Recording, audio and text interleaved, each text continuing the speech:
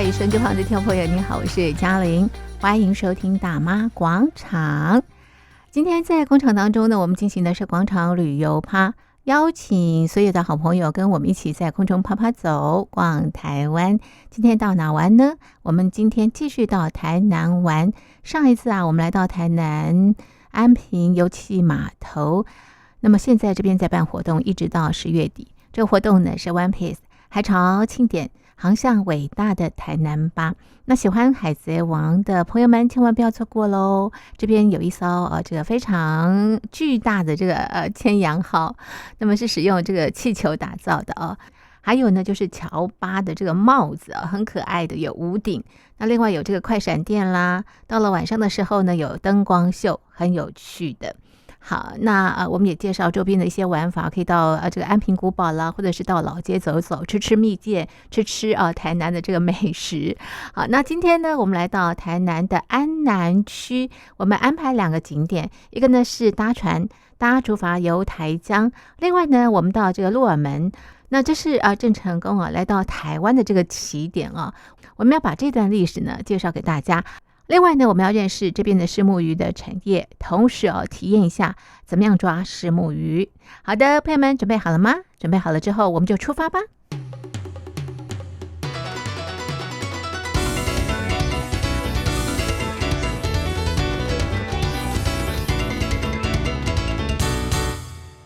现在呢，我们在台南市安南区的大园港渡船头，我们搭船搭竹筏，跟着导览老师杨老师一块认识台江的生态，台江的捕鱼的方式。我们通常做这个竹筏哈，我们就是走台江国家公园的一小部分嘛哈。那我们至少有3种体验哈。那这3种体验就是刚刚说手网哈，又叫拔挂网，然后还有钓针，还有一个就是收这个蜈蚣网哈。那么我们还有牡蛎养殖的体验哈。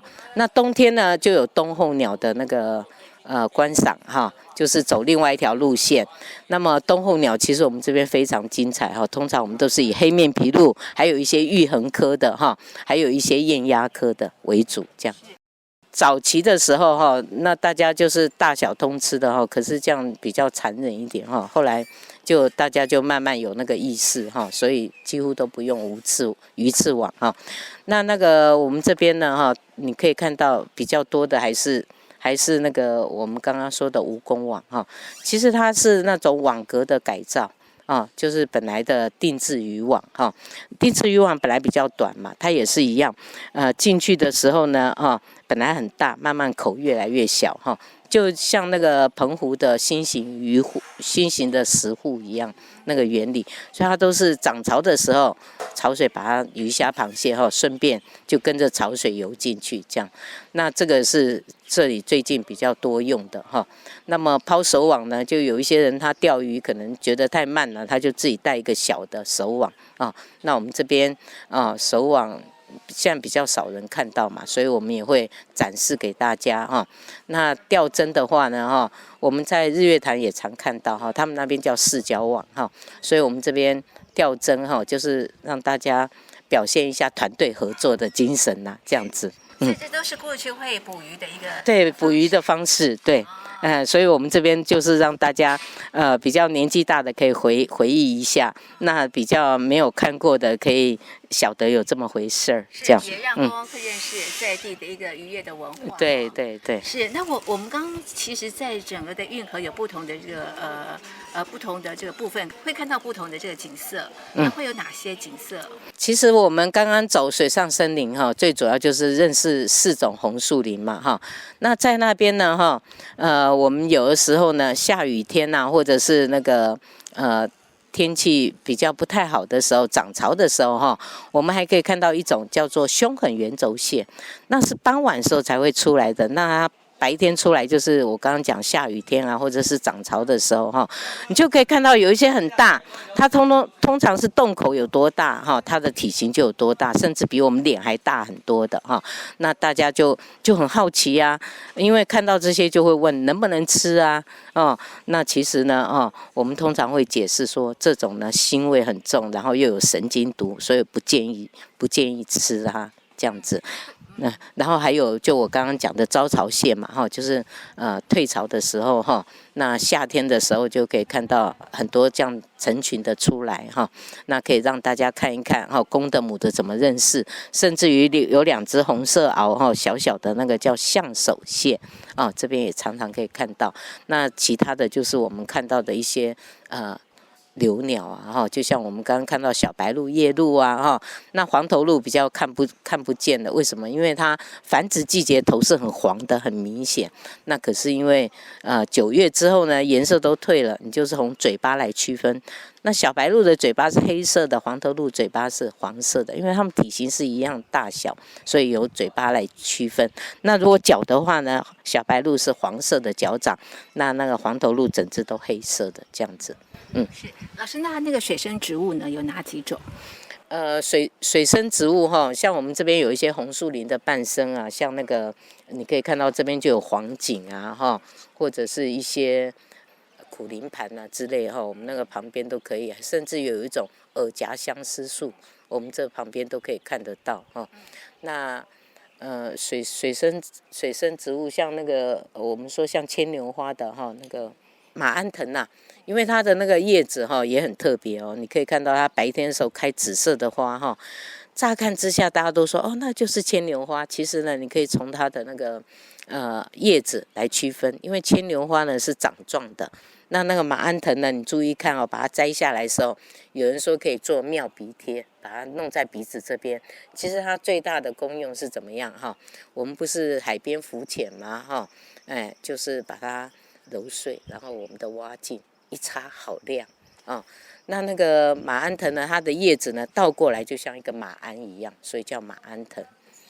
那其实它也有一种作用，就是我曾经去扫墓的时候用镰刀嘛哈，割得很深，所以我把它揉一揉，直接贴在伤口上，马上止血。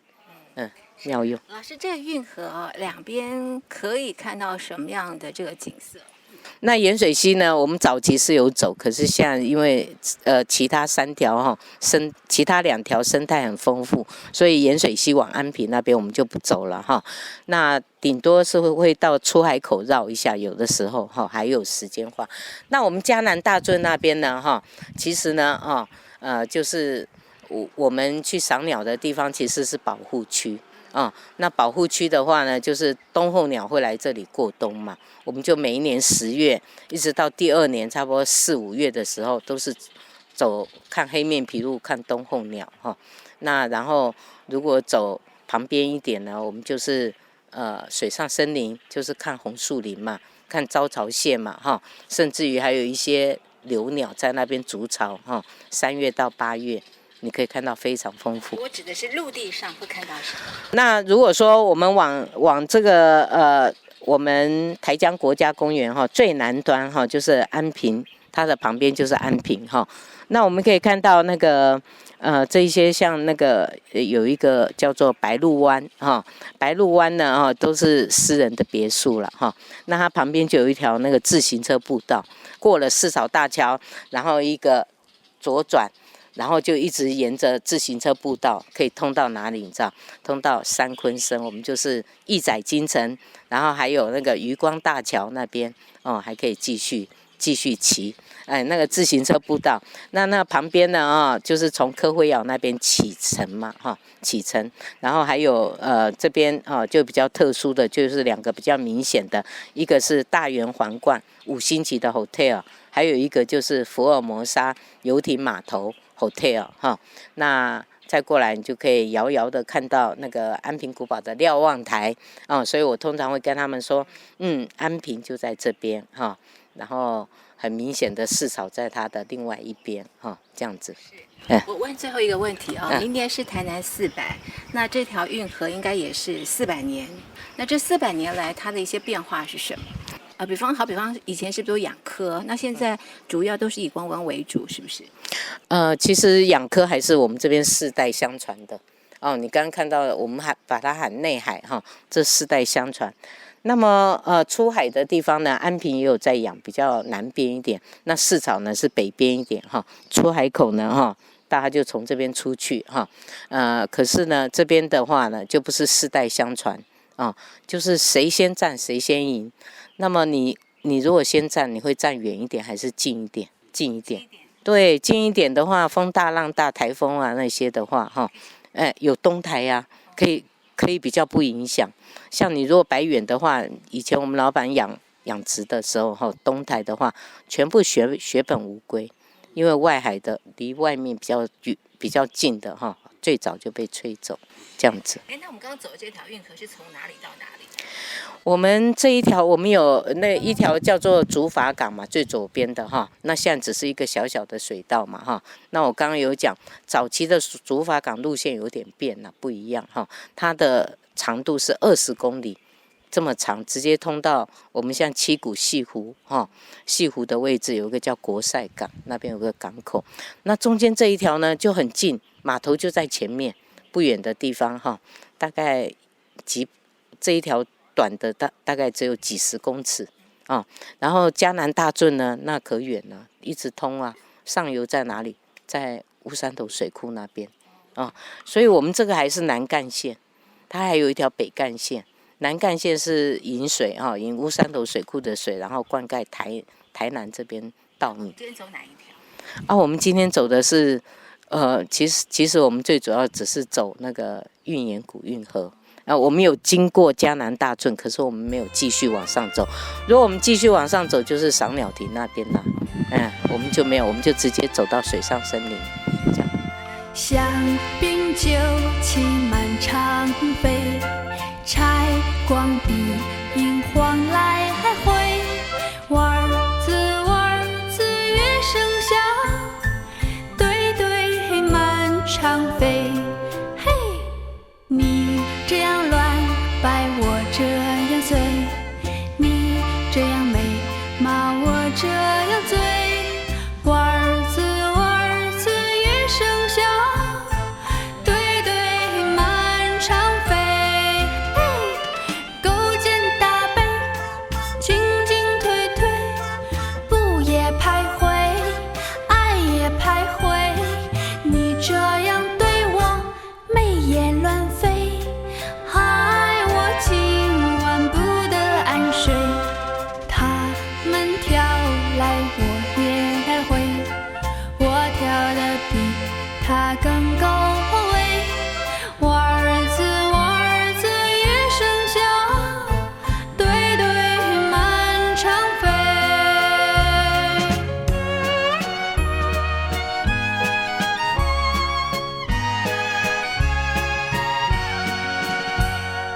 你这样乱摆，我这样随，你这样美貌，我这样醉。娃儿子乐声响，对对满场飞。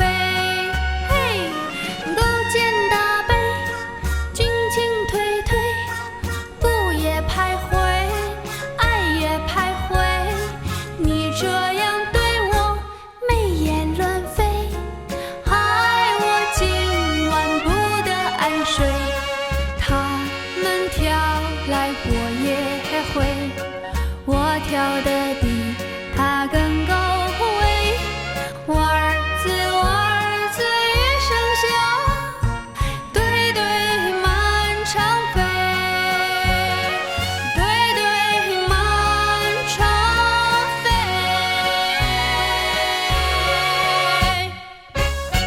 嗨，收音机旁的听众朋友，您好，我是嘉玲，欢迎收听大妈广场。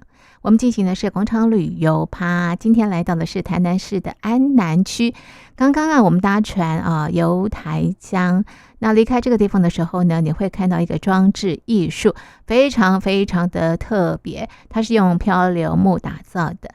这个装置艺术叫做台江阿嬷。那么是现在非常红的拍照打卡的景点。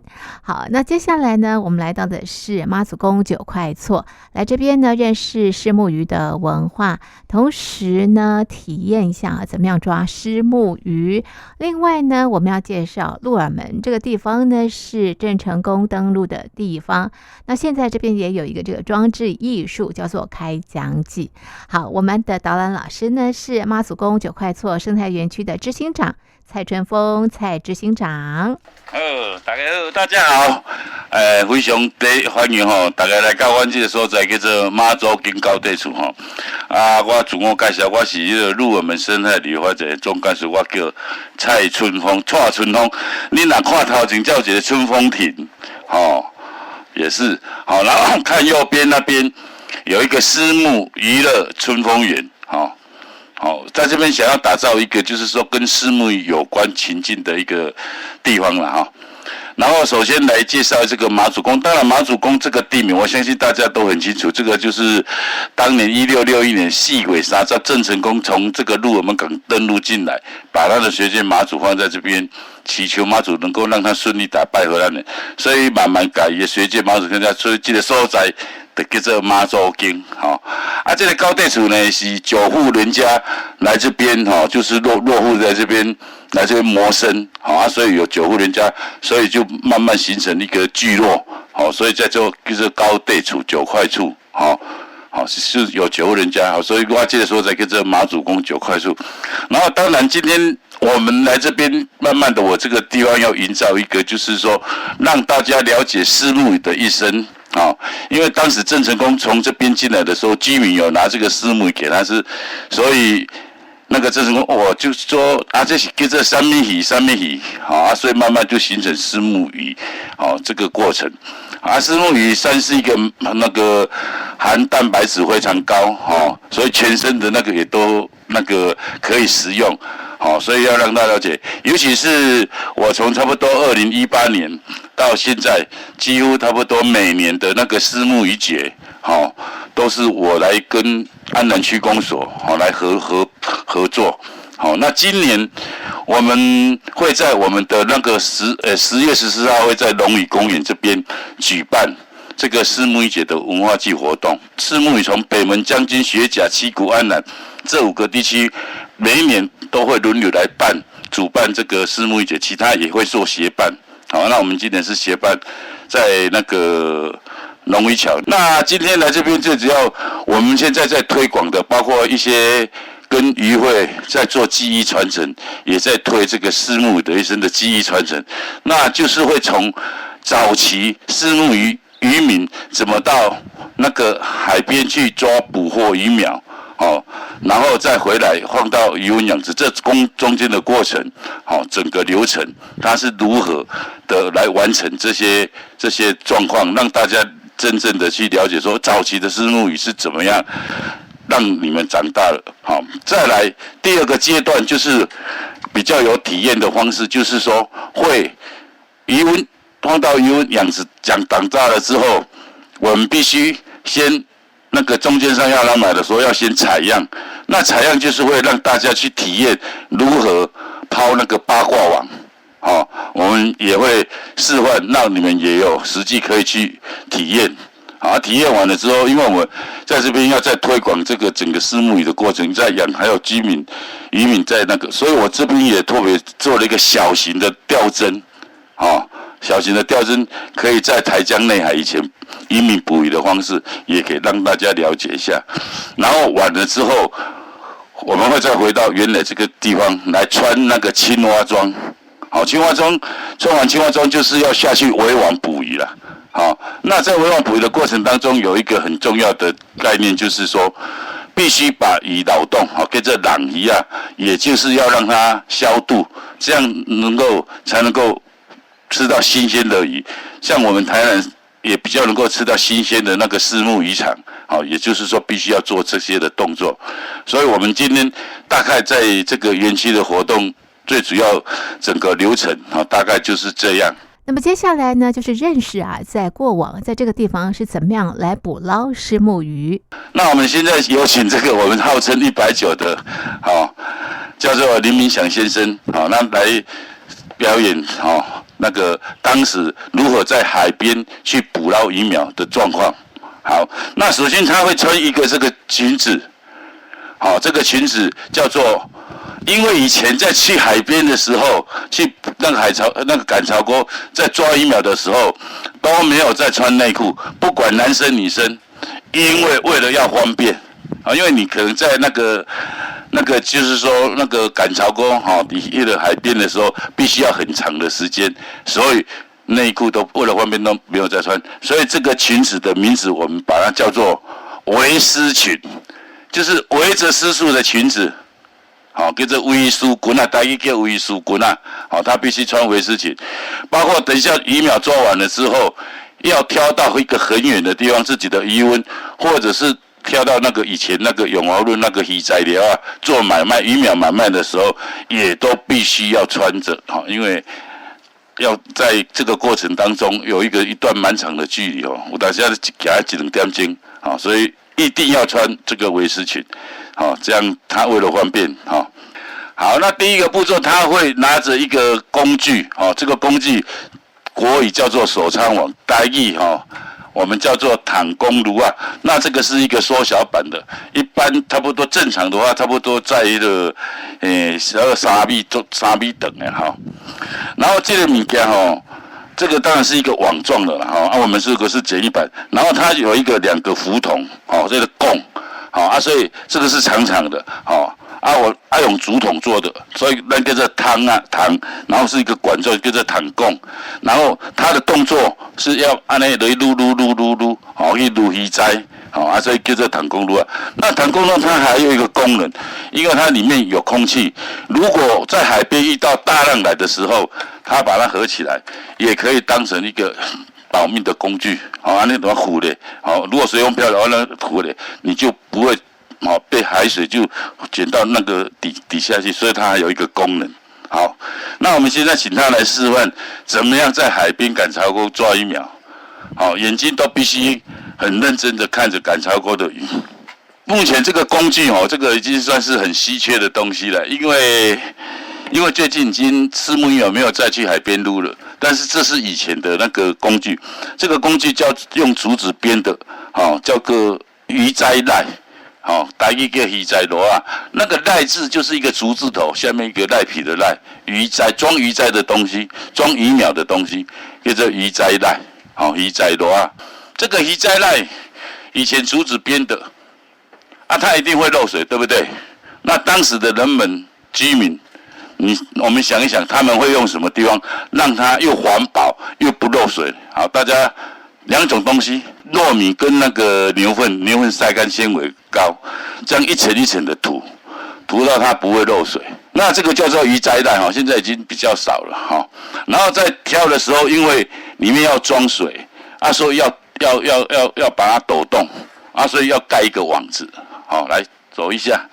那它在走的时候一定要抖动，因为抖动的时候会产生那个三角音叫做波浪波浪它就会产生氧气，鱼就能够比较活着久一点。好，抖完动之后，然后这个挑呢有2个过程，一个是挑到那个鱼材料买卖有时候渔民自己来海边买。那当然在买的过程呢，一般以前还可能再回去再养几天啊，因为刚开始那些的掠起来白鱔个等于饲几工互迄个3点走出来，个卖安尼，存活率较悬啦。好，那完了之后，他就会在鱼仔寮去买卖。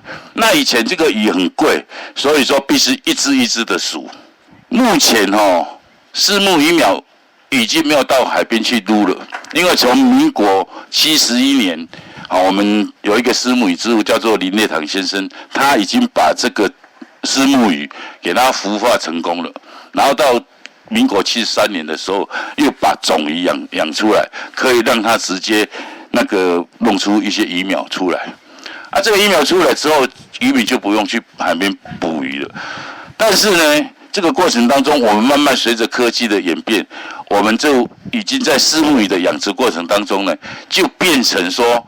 会分成2个阶段，像你们刚才刚进来的时候，看到左边都有很多用网子围起来的鱼温，那个鱼温就是我们在养殖鱼苗，把鱼苗拿来养到寸鱼，养到差不多3寸，然后10公分左右，那再放到游泳养殖。那1年我们这边1年有2次的养殖，这个中间养成寸鱼，就是说每一年的白露过后，像最近就开始放那个从屏东林业塔那边买了疫苗放进去养到隔年的那个差不多过完年2、3月的时候就收成了。那在收成的时候，那个雨是比这个还雨苗大，它已经差不多10公分左右。但是在买卖的过程，还是必须要一只一只的数，一个早上可能要数20万只、30万只，不等了，那完了这一批完了之后，这一批的叫做从今年到隔年的叫做越冬的，要经过一个冬天的，叫做越冬雨，叫做花仔是，那如果完了再养一批的，今年它3、4月养到4、5月，那是当季的，这叫做新新崽子，那个鱼仔寸鱼的名称就不一样，所以都还是要用一只一只的数。那当然数的过程中是很多人在数了，一次可能6、7个人在数。现场呢也有老师那么示范怎么样一尾一尾的数虱目鱼的鱼苗。 OK， 那么结束这个活动之后呢，接下来呢老师要教我们怎么样撒网，就是要把网干顺了，然后它有分网绳跟网，第一个动作就是这个剪网绳，这个网绳就这样给束在你的倒手，然后你的肩膀同宽，来掌心都向上，1、2、3、4、5，把它弄到这样，好，再来到你的腰的地方，看这个网子的长度。如果网子长度大的话，你就要转2圈，网子像我这样转1圈就够了。这个是因为给客人体验的，好，转1圈上来，这样子完成第一个步骤。第二个步骤就是要把网分成3等份，分成3等份，这样分成3等份，让下面形成一个圆周。好，来，以我的经验，这个都到最后都是经验，来把它看在背在肩膀或是那个手肘都可以，再来把它这样分开了。好，这个再转上来，这边拿一个那个拿起来，好，这样就完成一个剪网，这个叫做7分剪网，所以抛网最重要的就是在这个剪网，你若网啊起好，到尾拍就足轻松啊。再来第二个动作就是要抛网，7分剪网3分抛啦，抛网。是往这边抛还是往那边抛？往这边抛。抛网3分抛的是要靠腰，3分要靠腰力，靠腰的力量，不用手的力量，然后下盘要稳固，然后靠旋转的力量来1、2，然后转过来，腰过去弄过去就出去了哈。来，喊3、2、1来，好没有？开始了，来3、2、1，好，轻轻松松的。它就形成一个圆周了，就把鱼抓起来了。这就是撒网捕鱼，说起来容易，做起来我觉得不太容易不过蛮好的一个体验。接下来介绍的是蜈蚣网。压缸格啦，格就是一个竹字头，下面一个锯子的锯，这里叫做狗。狗的意思就是口径大，这脖子大，下去身子小。进去之后就出不来了，它是一节一节的，就好像蜈蚣一样，所以这叫蜈蚣网，来一个压缸格。接下来我们看到的是钓罾的捕鱼方式。那个有大的跟小的，小的叫做我台语叫做钓罾，国语钓罾。那这个钓罾呢，它的原理是一个杠杆原理。较早的人在台江内海来的捕鱼。他就是用一个竹筏，上面架设一个这个钓罾，拿到一个地方，他就放下去。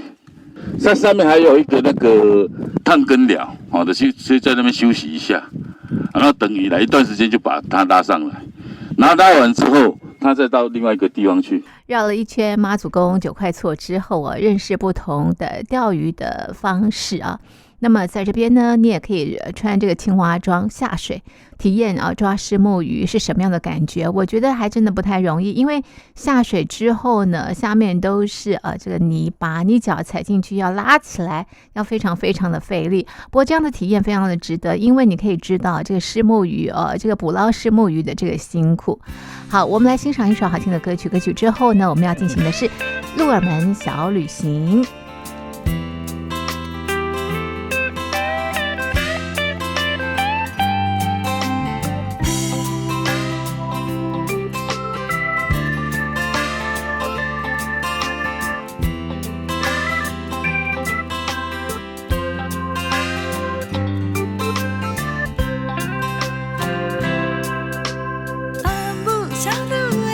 一时想要做花轿，嫁好好野人，吃山珍海味，穿日落芳丝。阿嬷甲伊讲，无嫁妆通好嫁，嫁去庄脚做工，较有影。阿母生阮的迄一时，想要生后生，大汉好过日，吃山珍海味，穿日落芳丝。阿爸甲伊讲，乖乖的查某囝，咱着同款疼惜，较有影。阿母的小女梦，为阮在操烦。阿母的小女梦，害阮心茫茫。阿母的小女梦，一生在拖磨。阿母的小女梦，害阮钻心肝。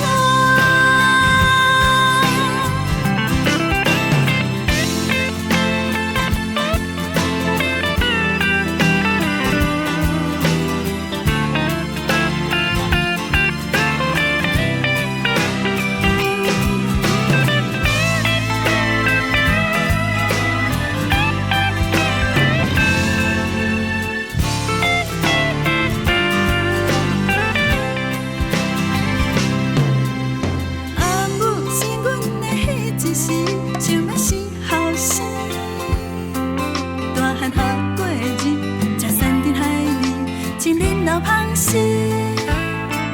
阿爸甲伊讲，乖乖的查某囝，咱着同款疼惜，较有影。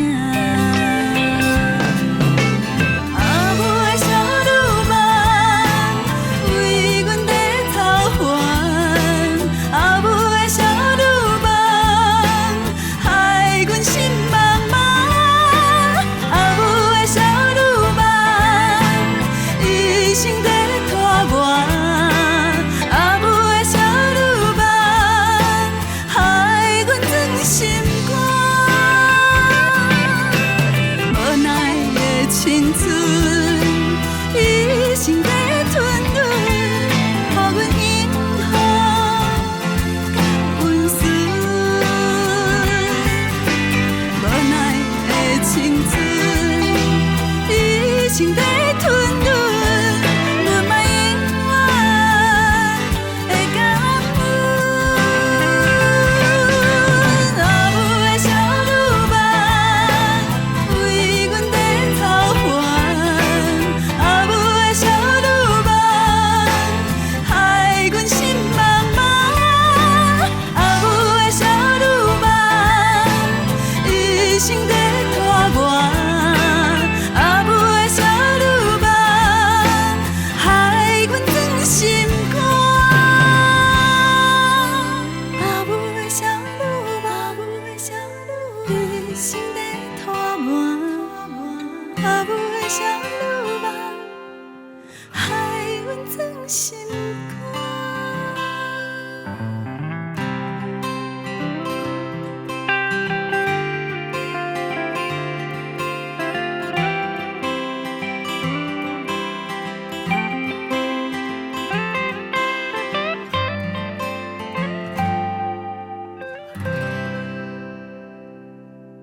嗨，嗨，手机旁的听众朋友，您好，我是嘉玲，欢迎收听大妈广场。今天在广场当中呢，我们进行的是广场旅游趴。我们来到的是台南市安南区。接下来啊，我们进行的是鹿耳门小旅行。那这边是郑成功这个登陆的地方。现在这里有一个装置艺术叫做同心圆迷宫可以走进去，很有趣的。然后呢，它是开疆记的这个装置艺术。我们现在就跟着马祖宫九块厝生态园区的执行长蔡春峰一块走访这个地方。来，你今晚看到前面看到尽头就是等一下我们要去的地方，叫做那个正门宫，也就是台湾海峡。当年1661年郑成功就是从这个鹿耳门港这边进来的，所以从这个鹿耳门港进来之后，就开始开拓了我们汉文化。所以鹿耳门溪在我们台湾历史定位算是一个蛮重要，尤其是在1684年的时候，我们台湾纳入清朝版图的时候，这个鹿耳门港跟厦门是作为唯一的对口贸易港口，所以也带动了府城的繁荣，所以才有一府二鹿三艋峡。你看我们现在原来看的这个都是台江内海，但是现在都已经陆化了有了陆地，就有人会来开发。这边的夕照很漂亮。这个庙是这个地方是这个叫做鹿耳门天后宫。那圣母庙是在那边，有没有看到？两个庙它都是以信仰妈祖为主啦。那当然如果要讲庙要讲很多。这个庙是在1719年康熙58年的时候建造的。原来的庙不在这边，原来的庙是在前面。是因为1871年的时候把它冲毁了，所以后来就在这边再重新，在民国35年重新再盖起。那民国66年又再重新整建到现在这样子。这边是属于官式建筑。两个庙都是信奉妈祖。这个桥是在104年得到全国建筑金安奖第1名的。它像一个战船，有没有？一个帆船的造型很漂亮。它这个导引也很漂亮。接下来来到的是正门宫，鹿耳门正门宫。这座寺庙很有意思的是，它的门神是没有穿鞋子的。那我们刚提到的这个开疆记装置艺术也在这个附近。赤脚门神是由我们当地的一个林中信的那个艺术家彩绘的，绘画的，就是表示说当时郑成功对这些荷兰人他也是很，虽然让他们投降之后，也是对他们很照顾，没有说给他们那个所以郑成功隔年就死了之后，这些荷兰人也愿意帮他在那边守护就对了。所以在这个庙的时候，就用荷兰人赤脚门神来那个给他作为在当门神来保护他就对了。这当时荷兰人还送了很多鞋子过来要给他们穿现在是鞋子放在楼上的，有机会可以去看一下。到外面那边还有一个府城天险。外面另外一边是写鹿耳门港，这个当时也是由我们这边作为算是那个台湾8大景的其中一个很重要的一个景点，叫做府城天险。我们那边有一个大石头，那旁边还有一尊很大的石雕的那个郑成功雕像。那再往前就是美丽的蜕变。险要它险要的意思就是说这个港湾的重要性的鹿耳门港的这个港湾，因为它是那个下面有铁板线沙，你大船除了涨潮的时候才可以进来，所以它是一个守护的很重要的。所以当时刚才那边不是有一个石头吗？台湾之门鹿耳门，就是说只要把这个鹿耳门港过好，台湾就安全了，所以才有台湾之门鹿耳门。这个地方就是一个等于自然形成的一个港湾，那你要进来，这个就是一个天险就对了。好，那我们等一下去看今年我们建中那边在台江开疆记，在那个正门宫那边有一个美丽的蜕变。美丽的蜕变，它是由于设计的人的精心设计，用一些那个颜色，就好像芦苇的颜色，等于是意义就是说，你来这边开垦。那时候都是这盐分的地方都长着芦苇，大家都很辛苦，然后慢慢的建造，到中间会有一个那个操寮就是有一个安定的家，很辛苦，慢慢的开枝散叶，就变成一个美丽的。有的人说那个叫做同心圆，其实不是同心圆，那个意义就是在说来这边盐分开垦很辛苦，在这里才能够建立一个安定的草寮，好，中间有一个草寮，好，然后再造成美丽慢慢的延续下去。美丽的蜕变呢，就是开疆记的装置艺术哦。那么它也是同心圆迷宫，在夕阳西下，在这边拍照真的非常非常的美。我们的台南市安南区的油城也在这边画下美丽的句点。非常谢谢所有的好朋友跟着我们在空中游台南。